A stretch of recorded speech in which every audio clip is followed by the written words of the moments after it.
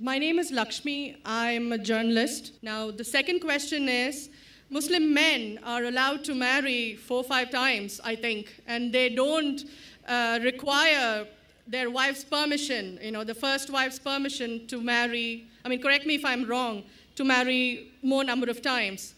So I actually don't see any logic in this because I believe it's one man, one woman. That's the institution of marriage. So please clarify. Thank you. Now coming to your second question. In Islam, men marry 4 times, 5 times, and they don't ask permission from the first 5. Why? As far as polygyny is concerned, a man having more than one wife, Islam is the only religion, and Quran is the only religious scripture on the face of the earth which says marry only one. There is no religious scripture besides the Quran. I'm a student of comparative religion, which says marry only one. There is no verse in the Bible, no verse in the Bhagavad Gita, no verse in the Veda which says marry only one except the Quran. If you read the Hindu scriptures in Ramayana, the father of Sri Ram, how many wives did he have? How many wives? More than one? More than one, 3 wives. Fine. Shri Krishna, according to Mahabharata, how many wives he had? Unlimited. Not unlimited. You don't know your scripture well. No. Did he have 4 wives? No. I have no idea. Not 4, not 100, not 1,000, 16,108 wives. How many wives he had? 16,108. So why can't we Muslims have 4? What's the problem? When Shri Krishna can have 16,108 wives, why can't we have 4?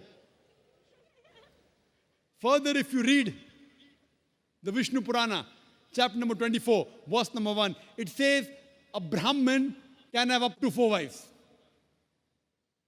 If you read the Jewish scriptures, it gives you permission to have as many wives as you wish. If you read the Christian Bible, it gives you permission to have as many wives as you wish. If you read the Bible, Abraham had 3 wives. Solomon, how many wives he had? He had 700 wives.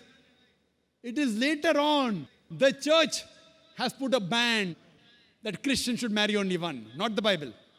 It is the Jewish community married more than one wife. It was in 1950 that chief rabbi passed a synod that Jews should marry only one. So it is the rabbi, not the Jewish scriptures. And according to Hindu scriptures, you can marry as many as you wish. It is the Indian government in 1954 passed a law called the Hindu Special Marriage Act. Hindu Special Marriage Act, which says Hindus should marry only one. It is not the religious scripture. It is not Bhagavad Gita. It is not Ramayana. It is not Mahabharata. It is not Veda. It is the Indian Penal Code. The Indian government, which has passed a law in 1954 that Hindus should marry only one. But according to the statistics of the status of the women in Islam, if you read the government documents on page number 66, 67, it says that Muslims do polygamous marriages. You know what is the percentage in India? 4.3%. How much?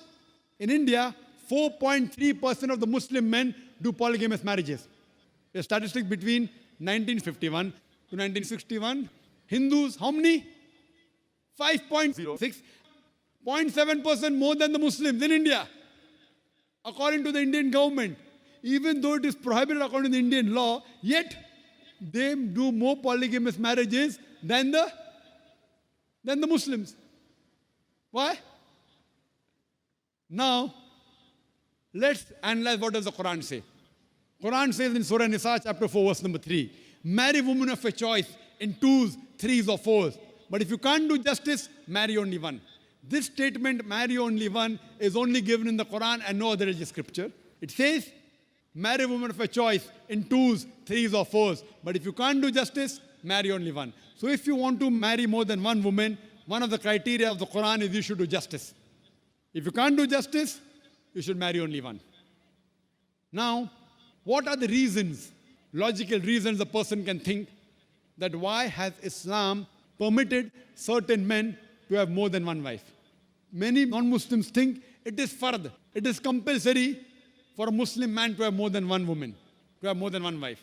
It's not compulsory, it's optional. It's not fard. It's not compulsory.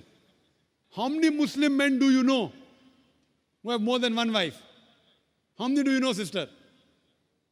How many do you know? A few. How many? A few again. Few means 1, 2, 3. How many? Yeah, at least about 3. About 3. Have you heard of Dharminder? Yeah. How many wives he has? 2. Muslim or non-Muslim? Non-Muslim. Non-Muslim. Your previous chief minister, what's the name? Jayalalitha. Yes. Hindu or Muslim? Hindu or Muslim? Hindu. Hindu, fine. Now these are famous personalities. Fine. How many famous personalities you know in India who have got more than one wife? The 3 you know may be locality, fine? Yeah. Local, maybe friend in your neighborhood, maybe your colleague. In India, there are more non-Muslims having more than one wife than the Muslims.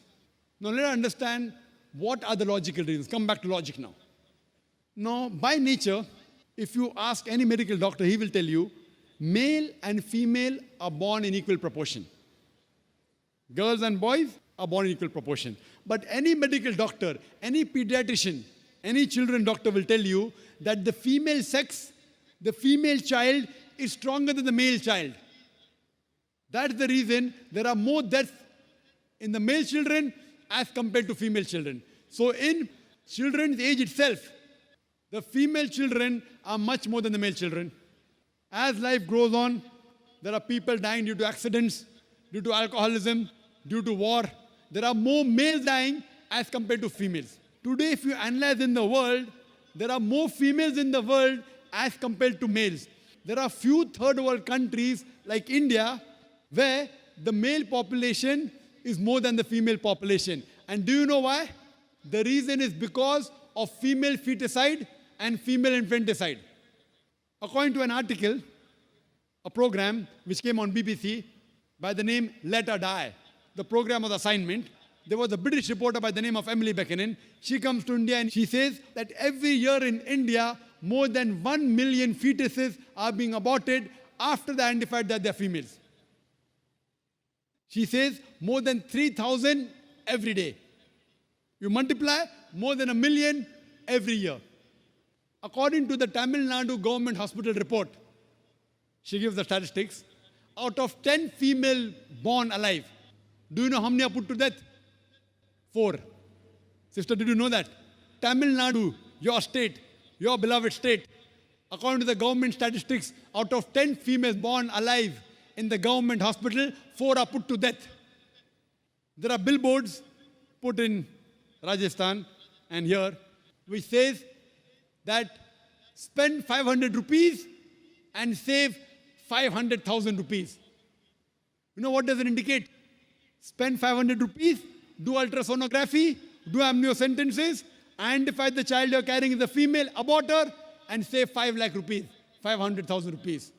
Maybe a couple of 100,000 upbringing her, and the remaining 100,000 in dowry. If you stop this evil practice in India, our beloved country, stop the female infanticide, stop the female feticide. Even in India, the population of female will be more than the male population. If you see the rest of the world, if you see New York alone, there are 1 million females more than males. In USA alone, there are 7.8 million females more than males. In UK alone, there are 4 million females more than males. In Germany alone, there are 5 million females more than males. In Russia alone, there are 9 million females more than males. And God alone knows how many millions of females are more than males throughout the world. Suppose I agree with your philosophy, sister, you said, 1 man, 1 woman. If I agree with you, sister, with your philosophy, 1 man, 1 woman. And suppose my sister happens to be in America, or your sister happens to live in America. And suppose the market is saturated. 1 man, 1 woman, saturated. Yet there will be 7.8 million females who will not find life partners. 1 man, 1 woman. Now the option for these 7.8 million females is either marry a man who already has a wife or become public property. You say, Dr. Zakir Naik, public property, such a harsh word. Sister, it is the most sophisticated word I can use. I cannot use a more sophisticated word than public property. According to the Statistics of America, do you know, on an average, a man, before he settles down with a wife, he has 8 different sexual partners. Do you know that? On average, 8. Some may have 1, some may have 10, some may have 28 sexual partners before he settles down with one.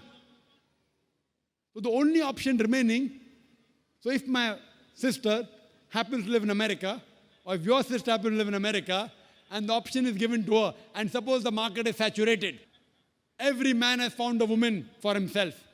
And unfortunately, if my sister, or if your sister happens to be one of the women who has not found a life partner, the only option for them is either marry a man who already has a wife or become public property. Any modest woman would opt for the first.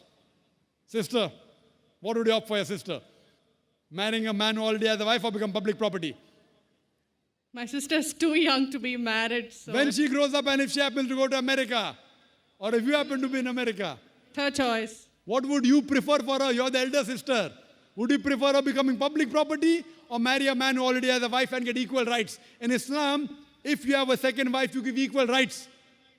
In America, the public property has got no rights. She's degraded.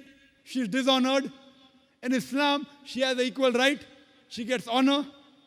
What would you prefer for younger sister when she grows up? Sometimes it's difficult to speak the truth, sister, correct? Especially in front of such a large audience. Anyway, I've got your answer, sister. Thank you. And your silence speaks for that. So that's the reason in Islam, sister, men have been allowed to marry more than one wife is to protect the woman, not to degrade her. Regarding a question, is it compulsory that the husband should take the permission of the wife? It's not compulsory because if she wants to protect, if that man wants to protect another woman, a normal woman, I agree with you, sister, no woman under normal circumstances would like to share the husband. You have to agree. This is human nature. But if the woman is a good Muslimah, is a good Muslim woman, what she says, let a small loss take place to prevent a big loss. She will say, I know sharing my husband is a loss for me, but I would prefer letting a small loss take place for me to prevent my sister becoming public property. She's a good human being. So she would surely give permission to the husband to marry a second woman, if she's a good Muslim woman. But taking permission is not fard, it is preferable. But at least informing is a requirement so that he does justice between the two wives. Hope that answers the question, sister. Thank you.